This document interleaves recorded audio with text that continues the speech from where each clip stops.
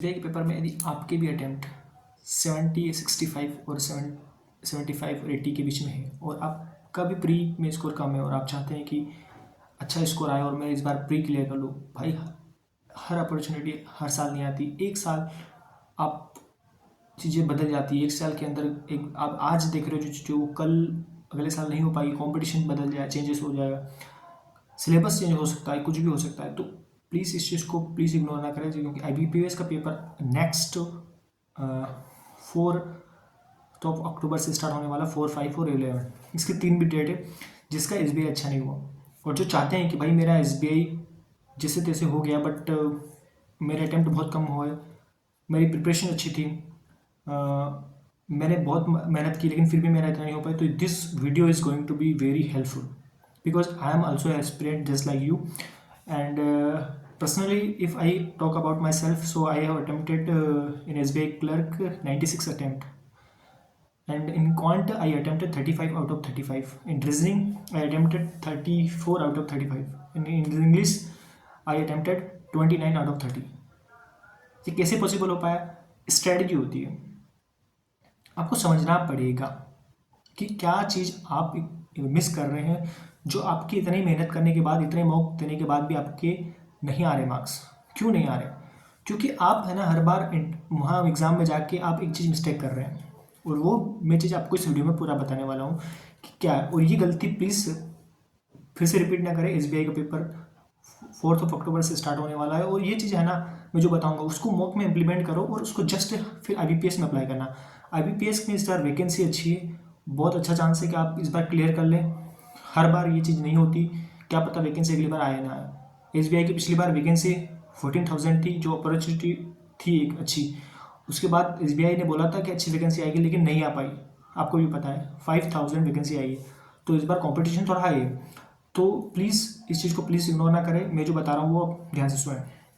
सबसे पहले करना क्या है, आपको इंग्लिश में कोई दिक्कत नहीं होगी, मुझे पता है, क्योंकि इंग्लिश में सभी अच्छा करते हैं, सबके अटैम्प्ट 30 आउट ऑफ 30 हो जाते हैं, टाइम भी बच जाता है, उसमें मुझे कोई बताने की ज़रूरत नहीं है। आपको अच्छे से ग्रामर जो आपने कर रखी है वही है, और उस वोकेब अच्छी कर लेना है बस। और आपका रीडिंग कॉम्प्रिहेंशन पे आपको ध्यान देना है थोड़ा सा, कि रीडिंग आपको, स्किमिंग आपको जल्दी से करना है और जल्दी से आपको चीज़ें करनी है, इसमें कोई डाउट नहीं है, सब कर लेंगे। बात आते हैं क्वांट की।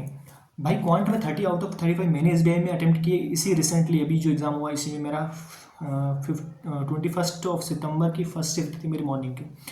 कैसे किए मैंने? देखो, सबसे पहले बात करते हैं DIs। भाई 3 DI आई थी, ठीक है। मैं DI सबसे पहले अटैम्प्ट करता ही नहीं हूँ, मेरी स्ट्रेटजी, मैं 35 आउट ऑफ 35 कैसे निकालता हूँ मैं बता रहा हूँ आपको, और आपको भी यही करना है।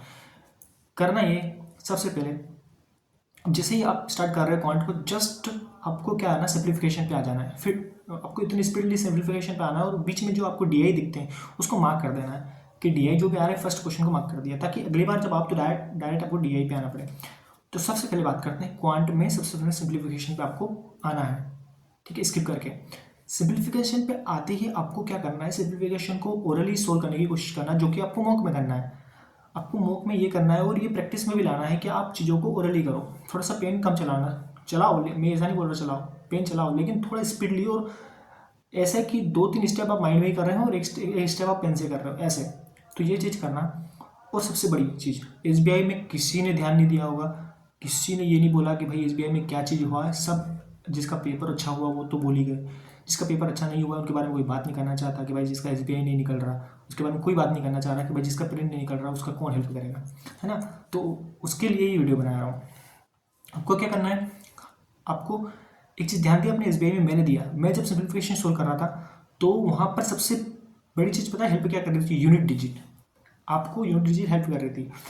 इस बार मैंने पेपर में सिंप्लीफिकेशन किया, मैंने इतनी स्पीडली निपटा दिया, क्योंकि मैंने जब देखा कि ऑप्शन में एक भी यूनिट डिजिट सेम नहीं आ पा रहे, मतलब सबके अलग अलग है। और जैसे ही मैं ऐड कर रहा हूँ और मेरे पास 2 बड़े बड़े डिजिट है, मैं बिना ऐड करे उनको यूनिट डिजिट को ऐड करके मुझे लग रहा है कि हाँ ये आंसर है, और जब मैंने देखा तो आंसर था। ये चीज़ तब आएगी जब आपकी स्पीड अच्छी होगी, आपको कॉन्फिडेंस होगा कि भाई मैं जो सिंप्लीफिकेशन कर रहा हूँ मेरे करेक्ट होते हैं, तो आपको यूनिट डिजिट भी लगाना आ जाएगा। आपको आता ही नहीं है और आप यूनिट डिजिट लगा लेंगे तो आपके हो सकता है चांसेस गलत हो जाए। तो पहले आपको क्या करना है, अच्छे से अपने को कॉन्फिडेंस करना है कि भाई मैं जो सिंप्लीफिकेशन में करता हूँ वो मुझे सही सही आता है। हर जगह यूनिट डिजिट नहीं लगाना, मैं ये नहीं बोलता, लेकिन कुछ चीज़ें जहाँ पर वैल्यूज़ क्या बड़ी है लेकिन आप ऐड करोगे टाइम लगेगा। यूनिट डिजिट ऐड किया, पता चला ये यूनिट डिजिट ऑप्शन में लगा, हटा। ऐसे करके आपको यूनिट डिजिट से थोड़ा सा हेल्प लेना है और सिंप्लीफिकेशन इतनी स्पीडली निपटा देना है कि आपको बहुत ज़्यादा समय मिल जाए। फिर क्या, डीआईज में और अर्थमेटिक, भाई कोई भरोसा नहीं है डीआई में कुछ टाइम लग जाए, कुछ क्वेश्चन में आप स्टक हो जाओ, कोई अर्थमेटिक में स्टक हो जाओ, क्योंकि 10 से 12 अर्थमेटिक के क्वेश्चन आते हैं, आपको हर एक करना है। मैंने हर एक क्वेश्चन अर्थमेटिक का किया था, याद भी था मेरे को, करना है सर। मैंने सिंप्लीफिकेशन में टाइम बचा, जस्ट मैं फिर आ गया डीआई पे। डीआई पे जैसे ही आना है, डीआई को आपको फट से देखना है और क्वेश्चन को बिल्कुल फटाफट स्पीडली करना है, क्योंकि प्री का पेपर है, बिल्कुल सिंपल आएगा, कोई ज़्यादा स्टेप नहीं होगा। पीओ होता तो मैं सोचता कि भाई इसमें वेरिएबल डालेगा, बिल्कुल वेरिएबल नहीं डालेगा, बिल्कुल सिंपल डीआई टेबल में, लाइन में, बार ग्राफ में कुछ भी दे रखी रहेगी, सिंपल सी वन डी, एक ही मान लो टेबल आया तो एक ही टेबल आएगा। तो फट से आना है और क्वेश्चन को स्पीडली आपको निपटाना है, स्पीडली आपको फटाफट निपटाना है। और थोड़ा सा डिजिट की हेल्प लेना है कि भाई ऑप्शन मेरे दो वैल्यू आ रही, जोड़ के डिजिट ऐड करके मैं देख लूँ एक बार कि क्या आंसर मैच कर रहा है, ऐसे करें। थोड़ा सा स्पीडली करना है आपको, 2 डीआई निपटा देना है विद इन 5 से 6 मिनट आपको कर लेना है। अब यदि आपकी कैसलेट आई तो कैसलेट को प्लीज़ हाथ पहले मत लगाना, क्योंकि पहले अर्थमेटिक करना है। अर्थमेटिक अच्छी करना पड़ेगी कैसे भी करके। यदि आप प्री निकालना चाहते हो तो देखो IBPS का एग्ज़ाम है और आज तक का रिकॉर्ड रहा है IBPS का कि कभी भी IBPS का कट ऑफ 80 से नीचे नहीं गया है। एक अच्छे स्टडीज़ के MP UP और राजस्थान की बात करें तो 85 के टच में रहता है कट ऑफ। तो सोच सकते हो आप किस लेवल का कॉम्पिटिशन है, किस लेवल का आपको अटेम्प्ट करना रहेगा। 90 प्लस तो अटेम्प्ट करना ही है भाई एक्यूरेसी के साथ, तब जाके तो आपके 85 आएंगे, है ना। तो इस ऐसे अटेम्प्ट करके कैसे आप अर्थमेटिक छोड़ के कर लोगे अटेम्प्ट, नहीं हो पाएगा ना। तो अर्थमेटिक को अच्छा करना पड़ेगा, ये आपको पहले से करके रखना है।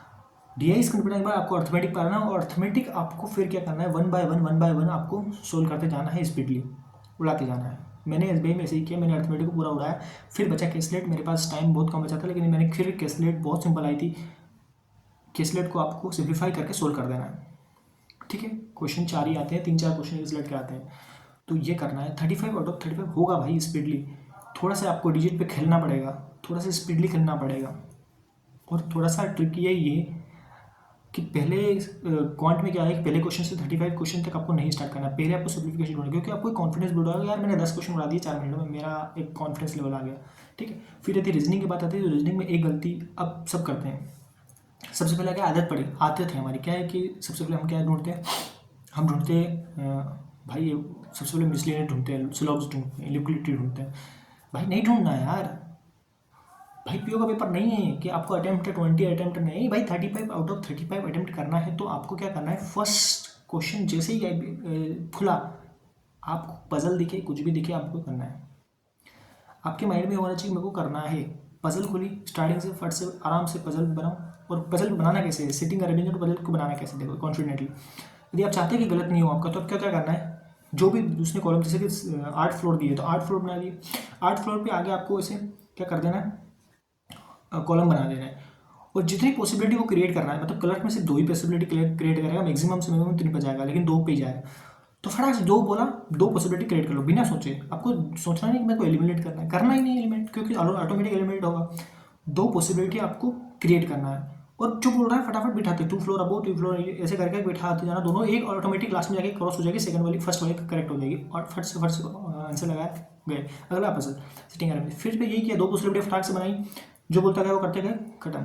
जो बोलता करते गए ये खत्म। पजल सिटिंग अरेंजमेंट ऐसे ही खत्म हुआ, और ऐसे कॉन्फिडेंस आएगा कि यार मेरे गलत हो ही नहीं सकता, क्योंकि मैं ऑलरेडी जितनी पॉसिबिलिटी को क्रिएट करवाना चाह रहा हूँ ऑलरेडी मैं करके चल रहा हूँ। ऐसे होगा पजल और सिटिंग। फिर आते हैं अल्फा न्यूमेरिकल सीरीज। भाई अल्फा न्यूमेरिकल सीरीज और सिलॉक्स एक बार ध्यान रखना, थोड़ा सा फोकस माइंड से करना, क्योंकि नेगेटिव मार्क देखे जाता है, सिंपल बहुत होता है लेकिन नेगेटिव मार्क देखे जाता है।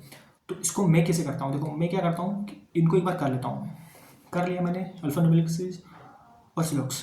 फिर मैं क्या करता हूँ, आगे बढ़ता हूँ आराम से, और फिर मैं पूरा 1 बाय 1 सोल्व करता जाता हूँ, 1 बाय 1। मैं स्किप नहीं करता, पूरा पेपर में रीजनिंग का 1 से लेकर 35 तक सोल्व करता हूँ।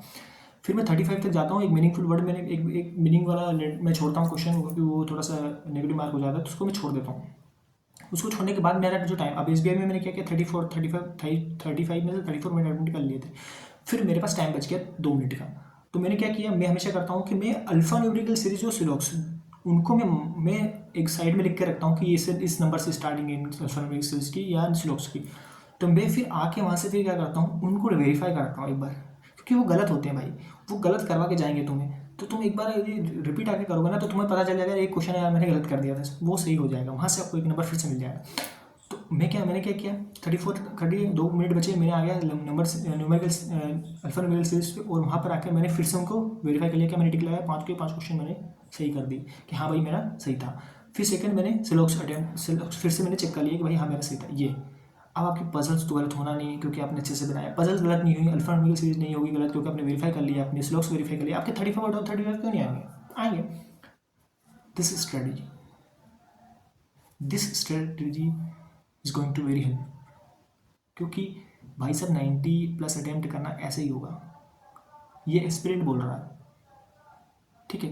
मैंने अटेम्प्ट किए हैं तो मुझे पता है, कोई बताए या ना बताए, टीचर का काम पढ़ाना होता है, वो हर बार आपको स्ट्रेटजी नहीं बताएंगे, वो एग्जाम में नहीं बैठते हैं, उनको नहीं पता है कि एग्जाम किस लेवल क्या आ रहा है, कहाँ बच्चा फंस रहा है। हम बैठते हैं भाई, हम पेपर में रोज बैठते हैं, हम हर पेपर में बैठते हैं, हमें पता है कि हम कहाँ फंस रहे हैं, हमारी क्या प्रॉब्लम आ रही है, हम सिलॉक्स में कहाँ फंस जाते हैं, हमारी क्या गलतियाँ हो जा रही है, हम कैसे सोल्व कर रहे हैं। टीचर नहीं बता पाएगा, टीचर तो पढ़ाने का काम है उनका, बेसिक टू एडवांस, वो नहीं बता पाएंगे। और आप कितना भी पढ़ लो, यदि आपकी सही स्ट्रेटजी नहीं है ना, पेपर नहीं निकलेगा, प्रीलिम्स निकलेगा ही नहीं भाई, क्योंकि कट ऑफ ही 85 जा रहा है। आप अटैम्प्ट कितने बच्चे करके आ जाओ, यदि आपकी स्ट्रेटजी गलत है, आप पहले तो अटैम्प्ट 85 भी कर पाओगे, उसमें से गलत आपके 5-6 हो जाएंगे, आप आ जाओगे 75 पर, सिलेक्शन होना नहीं।